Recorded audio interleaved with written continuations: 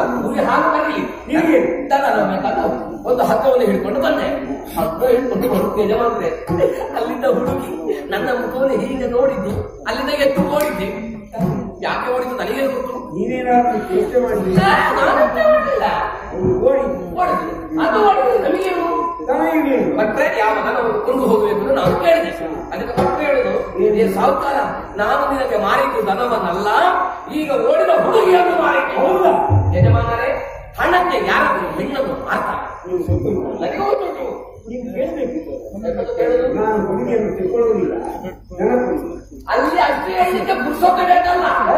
ಕೊಟ್ಟ ಹಣ ಇಲ್ಲ ತಾಗುದು ಬೇಡ, ತೋರಿಸಿದ ಹುಡುಗಿ ಇಲ್ಲ ತಾಗುದು ಬೇಡದೆ ಹುಡುಗಿ ಬೆನ್ನ ಹಿಂದೆ ಬಂದಿದ್ದೇನೆ. ಹುಡುಗಿ ಬಂದು ನಿಮ್ಮ ಬೀಡಿನ ಒಟ್ಟಿಗೆ ಉಂಟು, ಹುಡುಗಿಯನ್ನು ನನ್ನ ಒಟ್ಟಿಗೆ ಕಳಿಸಿ. ನನ್ನ ಹೆಸರು ಕುಟ್ಟಿ ಮೂಸೆ ಅಂಟಿದಲ್ಲ ಅಂತ.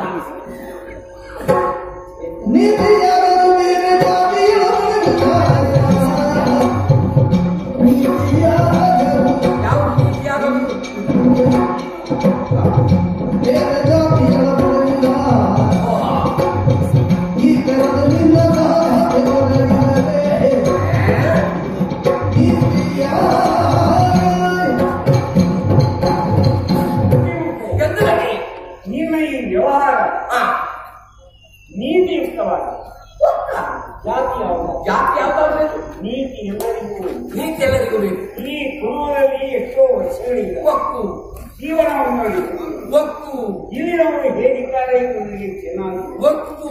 ನಾನು ನಿನ್ನನ್ನು ಈವರೆಗೆ ನೋಡಿದವನು. ಶ್ರೀಮತಿಯಾದರೂ ಆದರೂ ನ್ಯಾಯ ಒಪ್ಪಿಸುತ್ತೀನಿ. ಒಕ್ಕು ನ್ಯಾಯ ತೀರ್ಮಾನ ಆಗಬೇಕೇ ಬೇಕು. ಒಕ್ಕು ಬೇಕು ನನಗೆ ಬೇಸರ ಇಲ್ಲ. ಓ ನಾನು ಸೋಲುವ ಒಂದು ಶಾಲೆ ಯಜಮಾನರೇ, ನಾನು ಬೆಲೆಯಾಳಲ್ಲೇ. ನೀನು ಸೋತು ಜೀವನಕ್ಕೆ ಅವ್ರು ಯಾವಾಗ ನನಗೆ 2,000 ಕೊಟ್ಟದ್ದು? ನೀವು ಮಾತಿಗೆ ಹೇಳ್ತೀರಿ. ಬೆಳಿಗ್ಗೆ ಹೋಗುವಾಗ ಬಂದು ಕೇಳಿದ್ರೆ ನಾನು ಎಲ್ಲಿಂದ ಕೊಡುದು? ಅವ್ರು ಯಾಕೆ ಮತ್ತೆ ಅವರು ಕೇಳುವವರೇ ಒಳ್ಳೆಯವನು ಸರ, ಉತ್ತಮ ಸಂಸ್ಕಾರಗಳು ನಿನ್ನನ್ನು ಕುಳಿತುಕೊಂಡು ನಿನ್ನ ಮನೆಗೆ ಬೇಕಿದ್ರೆ ಬರಲಿ. ಅವರು ನಿನ್ನ ಕೈಯಲ್ಲಿ ಹಣ ಇಲ್ಲ. ನಿನ್ನ ಅಕ್ಕನನ್ನು ತಂಗಿಯನ್ನು ಅವರೊಟ್ಟಿಗೆ ಕಳುಹಿಸಿ ಒಪ್ಪು. ಹಣಕ್ಕೆ ಒಕ್ಕಲಿಕ್ಕಿಲ್ಲ. ಒಮ್ಮೆ ಬಂದು ಅವರು ಕೇಳಿ ನೋಡಲಿ. ನೀನು ಪ್ರಾಮಾಣಿಕ ಹುಡುಗಿಬೇಕು ಅಂತ ಕೇಳಿ ಇಲ್ಲ, ಅವರಾಗೆ ಕೊಟ್ಟದ್ದು. ಹಾಗೆ ನೀನಾಗಿಯೇ ಕೊಡು. ನಾನು ಕೊಡುವುದಕ್ಕೆ ನಮ್ಮ ಹೆಂಗಸರಿಗೆ ಮರ್ಯಾದೆ ಉಂಟು. ಅದು ನನಗೆ ಗೊತ್ತಿಲ್ಲ. ನೀನು ಗೊತ್ತಿಲ್ಲದ ನಿನ್ನ ಮಾತನ್ನು ಕೇಳಿ ಹುಡುಗಿ ಹೇಳಿದ್ದೇನು ಎಂದು ಗೊತ್ತಾಗಿದೆ. ಏನ್ ಮಾಡ್ಬೇಕು? ಶ್ರೀಮಂತನ್ನು ಕರ್ಕೊಂಡು ಬಂದ್ರೆ ನಾನು ನ್ಯಾಯ ತೀರ್ಮಾನ ಮಾಡಬೇಕಾಗಿದ್ದರೆ 2 ಕಡೆ ಹೋಗ್ತೀನಿ. ಅವರು ನಿನ್ನಿಂದ ಪಡೆದ ಹಣೆ ನೀನು ಕೊಟ್ಟುಬೇಕು. ಇದು ನನಗೆ ಗೊತ್ತಾಗಬೇಕು. ಅದಕ್ಕಾಗಿ ಅವರನ್ನು ಕರ್ಕೊಳ್ಳುವ ಈ ಪ್ರಕರಣದಲ್ಲಿ ಹುಡುಗಿ ಅವರೆಲ್ಲ ನಾನು ಕೊಡ್ತೀನಿ. ಮತ್ತೆ ಮನೆಗೆ ಹೋಗ್ತೇನೆ, ಅವರಿಗೆ ಬರ್ಲಿಕ್ಕೆ ಹೇಳ್ತೇನೆ. ಅವರಿಗೆ ನೀತಿ ವಾಕ್ಯವನ್ನು ಹೇಳಿರಿ. ಆಮೇಲೆ ನನಗೆ ಎಷ್ಟು ಹಣ ಕೊಡ್ಲಿಕ್ಕೆ ಆಗ್ಬೇಕು, ಆ ಹಣವನ್ನು ನಿಮ್ಮ ಕೈಯಿಂದ ಹಿಡ್ಕೊಂಡು ಬಂದು ಹಣ ಕೊಟ್ಟು ಅವರ ಮಗಳನ್ನು ನನ್ನ ಮನೆಯಿಂದ ಕರ್ಕೊಂಡು ಆಗಬೇಕು. ಸಾಲ ಕೊಟ್ಟದ್ದು ನಾನು, ನೀವಲ್ಲ. ಯಾರಿಗೆ? ಭಟ್ರಿಗೆ. ಭಟ್ಟನ್ನೇ ಕರ್ಕೊಂಡು ಭಟ್ರಿ ಯಾಕೆ ನನ್ನ ಕರ್ಮ ಮನೆಯಾಗಿ ಶ್ರೀಮಂತರನ್ನು ಕರ್ಕೊಂಡು ಬರ್ತೀಯ ಇಲ್ಲ? ಅದೇನು ನೀವು ಹಾಗೆ ಮಾತಾಡೋದು? ನೀವು ಕಣ್ಣು ಕೊಡದು ಮಾಡಿ ಸಲಹೆ ಏರಿಸಿ ನಮ್ಮನ್ನು ಇಲ್ಲಿಂದ ಓಡಿಸಬಹುದು. ನಿಮ್ಮ ದೊಡ್ಡ ಬೀಡಿದ ಬದಲಿಗೆ ನೀವು ದೊಡ್ಡ ಜನ ಆಗುವುದು ಬೇಡ.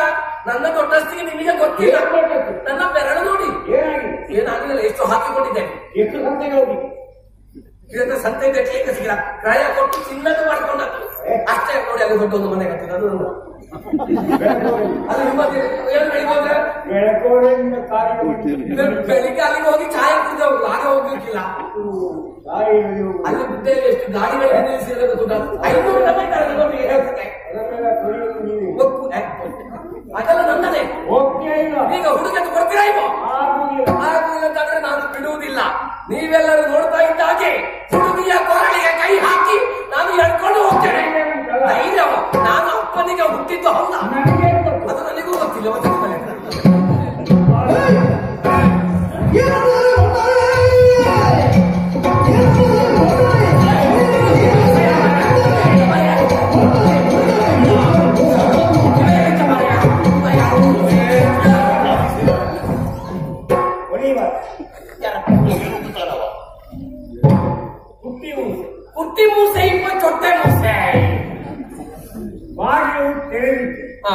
ಕೇಳದೆ ಒಳಗೆ ನುಗ್ಗುದು ಯಾರು? ಅದು ನಾಯಿ. ನೀನು ನಾನು ಅದು ಆಗ್ಲಿಕ್ಕೆ ಪೂರ್ತಿ ಒಳಗೆ ಹೋಗಿದ ಅರ್ಧ ನಾಯಿ ಉಂಟ ಏನಂದ್ರೆ ನೋಡು, ಹುಡುಗಿಯನ್ನು ಕರ್ಕೊಂಡು ಹೋಗುವುದಕ್ಕಾಗಿ ಬಂದವರು. ಯಾಕಾಗಿ? ನಾನು ಅವಳನ್ನು ಏನು ಮನೆಗೆ ಕರ್ಕೊಂಡು ಹೋಗಿ ಆ ಹುಡುಗಿಯನ್ನು ನಾನು ಮದುವೆ ಆಗ್ತೇನೆ. ನಿನಗೆ ಮದುವೆ ಆಗಲಿಲ್ಲ? ಈ ಊರಿನಲ್ಲಿ ಒಂದು ಆಗ್ಲಿಲ್ಲ, ಊರಿನಲ್ಲೆಲ್ಲ ಮದುವೆ ಆಗ್ತಿಲ್ಲ. ಮದುವೆ ಆಗ್ಬೇಕಾಗಿದ್ದರೆ ಯಾಕೆ ಒಪ್ಪಿಗೆ? ಅವಳನ್ನು ವಿಚಾರಿಸಿಲ್ಲ. ಎಂತದ್ದು ಮದುವೆ ಆಗ್ತೀಯೋ ಮನಸ್ಸು ಕುರಿತು ಯಾರಲ್ಲಿ ಹುಡುಗಿಲ್ಲ ಮದುವೆ ಆಗುಗೆ ಕೇಳುವ ಹುಡುಗಿಲ್ಲ ಎಂತ ಅಮ್ಮಟ್ಟೆ ಕಾಯಿ ಕೇಳದ ಹೌದಾ ಸ್ವಾಮಿ? ಈಗ ಕೋಳಿ ಪದಾರ್ಥ ಮಾಡುವಾಗ ಕೋಳಿಯಲ್ಲಿ ಕೇಳಲಿಕ್ಕೆ ಉಂಟ ಪದಾರ್ಥ ಮಾಡಿ ತಿನ್ನುವುದಲ್ವಾ? ಈಗ ನನಗೆ ಮನಸ್ಸುಂಟಲ್ಲ, ಮತ್ತೆ ಹುಡುಗಿಯಲ್ಲಿ ಎಂತ ಕೇಳೋದು? ಸಾಕು. ನಿನಗೆ ಪೆಟ್ಟು ನಿಲ್ಲಕ್ಕೆ ಒಂದಿಲ್ಲ, ನನಗೆ ಪೆಟ್ಟು ಕೊಡ್ಲಿಕ್ಕೆ ಮನಸ್ಸು. ಅವನಿಗೆ ಮನಸ್ಸು ಉಂಟದ ಹೇಳಿ ಕೊಡ್ತೇನೆ, ನನ್ನ ಬೆನ್ನು ಗುಡಿಯಾಗುವುದಲ್ಲವೇ? ಮನಸ್ಸಿಲ್ಲದೆ ಹೆಣ್ಣು ಮದುವೆ ಆಗುವವರಿಗೆ ಕಷ್ಟ ಆಗುವುದಿಲ್ಲ. ಅದ್ಯಾಕೆ ಗೊತ್ತಾಗುವುದು? ಹುಡುಗಿ ನೀಡಿದ್ದಾರೆ, ಅವಳು ನಿನ್ನನ್ನು ಮದುವೆ ಆಗ್ತಾಳು ಎಂದು ವಿಚಾರಿಸಿದ. ಅವಳು ಒಪ್ಪಿಗೆ ಹಣವನ್ನು ಕೊಡ್ತೇನೆ, ಆಕೆಯನ್ನು ಕೊಡುತ್ತೇನೆ, ಬಲಾತ್ಕಾರ ಅಂತ ಆಗ್ಬೇಕು. ನಿನ್ನ ಸುದ್ದಿಯೇ ಬೇಡಬಾರದು, ಕಣ್ಣು ನೋಡುವುದು ಎದುರಿಕಾಗ್ತದೆ. ಅಲ್ಲ, ಈಗ ಹುಡುಗಿಯನ್ನು ಕಟ್ಟ ವಿಚಾರಣೆ ಮಾಡುವ ಎಲ್ಲರ ಇದು ಕೇಳಿ ನಿಮ್ಮಂತ ದೊಡ್ಡ ವ್ಯಕ್ತಿಗಳ ಎದುರು ಮಾತಾಡೋದಕ್ಕೆ ಅಭ್ಯಾಸ ಇಲ್ಲ. ಯಾಕೆ? ಅದೊಂದು ಪೆದ್ದಿ ಹುಡುಗಿ, ಅಂತವರಿರುವವನಿಗೆ ಸಾಲದು. ಅವರಿಗೆ ಎಂತ ನನಗೆ ಗೊತ್ತಾಗುದಿಲ್ಲ. ನೀನು ಕುಳಿತು ಬರ್ತೀಯಾ ಇಲ್ಲ? ಕುಳಿತುಕೊಳ್ಳುದು ಬೇಡ, ನನಗೆ ಹಣವು ಬೇಡ, ಹುಡುಗಿ ಬೇಡ. ನಾನು ಹೋಗ್ತೇನೆ. ನಾವು ಏನು ಮನೆಗೆ ಹೋಗಿ ನನ್ನ ಮನೆಗೆ ಹೋಗ್ತೇನೆ. ಬೇಡ, ನನ್ನ ಹುಡುಗಿ ಬೇಡ, ಅದು ಕುಳಿತುಕೊಳ್ಳೋದು ಬೇಡ, ನನಗೆ ಹಣ ಬೇಡ, ಹುಡುಗಿ ಬೇಡ. ನಾನು ಹೋಗ್ತೇನೆ. ನೀರಿಗೆ ಇಲ್ಲ, ಕೂತ್ಕೊಳ್ಳೋದು ನಾನು ಹೋಗ್ತೇನೆ. ಕೂತ್ಕೊಳ್ತೇ ಇಲ್ವೋ? ಕೂತು ಬೇಡ, ಕೂತ್ಕೊಳ್ತೇ ಇಲ್ವೋ? ಎಂತ ಮನುಷ್ಯ ಮಾರಾಯ. ಇವನ ಪರಿಚಯ ಇದೆಯೇನಮ್ಮ? ಬೆಳ್ಳಿ ಶರ ನಿನ್ನಪ್ಪ ಹಾಲು ಪಡೆದುಕೊಂಡಿದ್ದಾರೆ. ನೀನು ಇವನನ್ನು ಮದುವೆ ಆಗ್ತೀಯ? ಒಂದು ವೇಳೆ ತಾವು ಹಾಗೆ ಹೇಳಿದ್ರೆ ನಾನು ಕೆರೆಯಿಂದ ಮಗನ ನೋಡಿಕೊಂಡು ಕಿರಿಮಾವಿ ನೋಡ್ಬೇಡ, ಬೆರ್ಮುದ ಗುಡ್ಡೆಗೆ ಹೋಗಿ ಹಾಕಬೇಕು. ಅವ್ರು ಹೇಳಿದವರಿಗೆ ಅರ್ಥ ಆಗ್ತದೆ. ನಾನು ಅರ್ಥ ಮಾಡಿಸಿದೆ.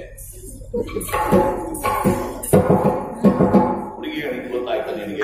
ಮಣ್ಣು ಹಾಕ್ಲಿ ಮಾರಾಯ, ನಾವು ಹೋಗುವ. ಕೈ ಮುರಿಬೇಡ,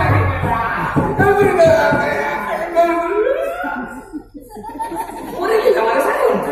ನಿನ್ನ ಜೊತೆಯಲ್ಲಿ ಬರ್ಲಿಕ್ಕೆ ನಾನೇನು ಹುಡುಗಿಯೇನೋ? ಅಲ್ಲ, ಅದು ಎಂತ ಹೇಳಿದ ಕೇಳಿದಲ್ಲ. ಅವಳಿಗೆ ನಿನ್ನೊಂದಿಗೆ ಬರುವುದಕ್ಕೆ ಮನಸ್ಸಿರುವಂತೆ. ಈಗ ನನ್ನ ಒಟ್ಟಿಗೆ ಕಳಿಸಬೇಕಿದ್ರೆ ಏನಾಗ್ಬೇಕು ಹೇಳಿ? ಹುಡುಗಿ ಹೇಳಬೇಕು, ನನಗೆ ಮನಸ್ಸಿದೆ, ನಾನು ಹೋಗ್ತೇನೆ. ಕಳಿಸಿಕೊಡ್ತೀರಾ? ಅದಕ್ಕೊಂದು ಕೆಲಸ ಮಾಡಿ, ಒಂದು ವಾರ ಹುಡುಗಿಯನ್ನು ನನ್ನ ಒಟ್ಟಿಗೆ ಬಿಡಿ, ಎಲ್ಲರಿಗೂ ಮನಸ್ಸು ಉಂಟು ನಾನು ಹೇಳಿಸ್ತೇನೆ. ನಿನ್ನ ಮನೆ ಹುಡುಗಿಯನ್ನು ಯಾರು ಒಟ್ಟಿಗೆ ಬಿಡ್ತೀವಿ? ನಿನಗೆ ಅನುಭವಿಸಿದ ಬೇಡ.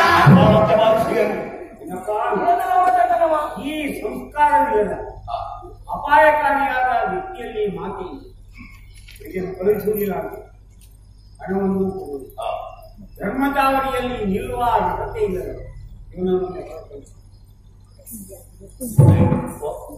ಹಣ ಕೊಡ್ಲಿಕ್ಕೆ ಆಗುದಿಲ್ಲ. ಹಾಗಿದ್ರೆ ಹುಡುಗಿಯನ್ನು ಬಿಡು. ಅವಳನ್ನು ಕಳಿಸ್ಲಿಕ್ಕೂ ಆಗುದಿಲ್ಲ. ಎರಡೇ ಇಲ್ವಾ? ಇಲ್ಲಿ ನಿಲ್ಲುವ ಯೋಗ್ಯತೆ ಇಲ್ಲ.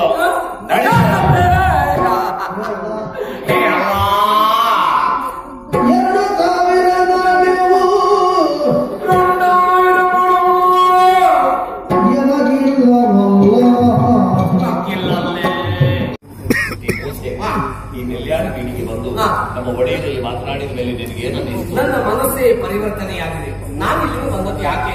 ಊರಿನವರೆಲ್ಲ ಹೇಳ್ತಾ ಇದ್ರು, ಇದು ಚಾವಡಿ ಅಂತ ಹೇಳಿದ್ರೆ ಧರ್ಮದ ಚಾವಡಿ, ನ್ಯಾಯದ ಚಾವಡಿ, ಇಲ್ಲಿ ಯಜಮಾನರು ದೇವರಂತ ಮನುಷ್ಯ ಎಂಬುದಾಗಿ. ಹಾಗೆ ಊರವರ ಮಾತನ್ನು ಕೇಳುವಾಗ ಇಂಥ ಒಂದು ಯಜಮಾನನನ್ನು ನನಗೊಮ್ಮೆ ನೋಡಬೇಕು ಅಂತ ಮನಸ್ಸು ಆಯ್ತು. ಏನು ಅಲ್ಲಗತ್ಯ ಮಾತಾಡುವುದಿಲ್ಲ. ಬೇಡ, ಅವರು ನೋಡ್ಬೇಕು, ಮಾತಾಡಬೇಕು ಅಂತ ಮನಸ್ಸಾಯ್ತು. ಹಾಗೆ ನಾನು ಇಲ್ಲಿಗೆ ಬಂದದ್ದು. ಯಜಮಾನರು ಎಂತ ಮಾತನ್ನು ಹೇಳಿದ್ರು ನೋಡಿ. ಈ ಪ್ರಪಂಚದಲ್ಲಿ ಜಾತಿ ಮುಖ್ಯವಲ್ಲ, ನೀತಿಯೊಂದೇ ಮುಖ್ಯ. ನಾವು ಅಣ್ಣ ತಮ್ಮಂದಿರಾಗಿ ಬದುಕುವುದಕ್ಕೆ ಕಲಿಬೇಕು ಎಂಬುದಾಗಿ ಯಜಮಾನರು ಹೇಳಿದ್ರಲ್ಲ. ಇಲ್ಲದಿದ್ರೆ ನೀವು ಯೋಚನೆ ಮಾಡಿ ಸ್ವಾಮಿ, ನನ್ನ ಶರೀರದಲ್ಲಿ ಹರಿತಿರುವ ರಕ್ತ ಕೆಂಪು, ನಿಮ್ಮ ಶರೀರದಲ್ಲಿ ಹರಿತಿರುವ ರಕ್ತ ಕೆಂಪೇನವೇ? ಒಂದೇ ಬಣ್ಣದ ರಕ್ತ ಇರುವುದು ನಾವು ಅಣ್ಣ ತಮ್ಮಂದಿರು ಹೊಡ್ಕೊಂಡು ಬಡ್ಕೊಂಡು ಕಡ್ಕೊಂಡು ಸಾಯ್ದ. ಇದು ಒಳ್ಳೆಯ ಬೆಳವಣಿಗೆ ಅಲ್ಲ. ಹಾಗಾಗಿ ನಾನು ಈಗಲೇ ಹೋಗ್ತೇನೆ ಗಡಿ ಪ್ರದೇಶಕ್ಕೆ. ಯಾಕೆ? ನನ್ನ ಸಂಬಂಧಿಕರೆಲ್ಲ ಇರುವುದು ಗಡಿಯಲ್ಲಿ. ಅದರಲ್ಲಿ 3 ಮಂದಿ ಇದ್ದಾರೆ ರಾಯಕಾರರು. ನಾವು 4 ಜನ ಒಟ್ಟಿಗೆ ಬಂದದ್ದು.